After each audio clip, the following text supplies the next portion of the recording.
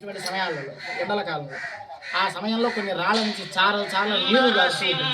చారలు కనిపిస్తూ ఉంటాయి మనకి. ఏమిటా అంటే ఆ రాయి ఏడుపు గొంతు రాయి అని అర్థం. అంటే ఏడ్చేటువంటి లక్షణములు కలిగిన రాయి అని.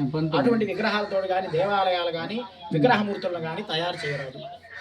కనుక కృష్ణశిలా లక్షణములు కలిగినటువంటి రాతితోటే దేవాలయం నిర్మాణం చేయాలి అని శాస్త్రం. అలా చేస్తేనే ఆ దేవాలయంలో వచ్చేటువంటి మంచి ఫలితాలు గ్రామస్తులు పొందగలరు.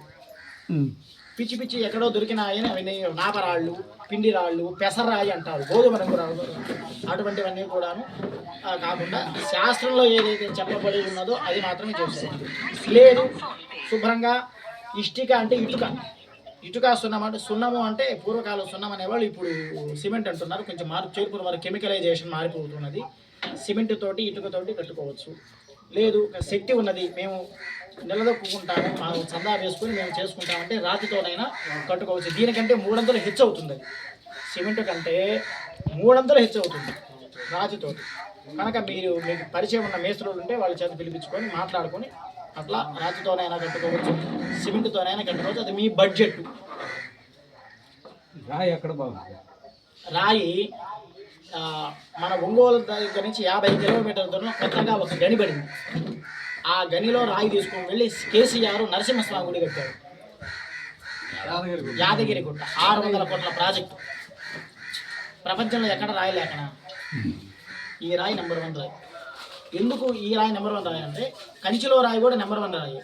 అక్కడ విగ్రహాల కోసమే రాళ్ళు ఇస్తున్నారు కానీ గుళ్ళు కట్టడానికి రాయి.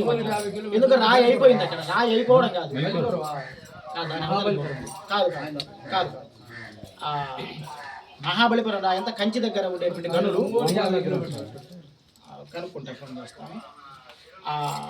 ఈ రాయి అయిపోయింది, గుళ్ళు కట్టడానికి ఇవ్వట్ల. ఏదో తీసిన వరకు విగ్రహాలు చెక్కోండి అని ఇస్తున్నారే కానీ గవర్నమెంట్ వాళ్ళు ఎక్కువ తవ్వితే పర్మిషన్ ఉండదు కదా, ఎంత ఓవర్గా తవ్వితే ఇబ్బంది కదా భూమి. అందుకని ఓవర్ అయిపోయింది. అందుకని అక్కడ ఆపేసిన తర్వాత ఇక్కడ గనిపడింది.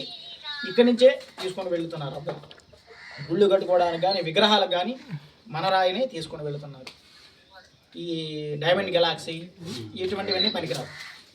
ఇది మనకి చేమకుర్తి గెలాక్సీ రాయి, ఇది పనికిరాదు. ఎందుకంటే దీన్ని పాలిష్ చేసిన తర్వాత దాని హీట్ రిఫ్లెక్షన్ కొడుతుంది. రిఫ్లెక్షన్ కొట్టేది కాదు.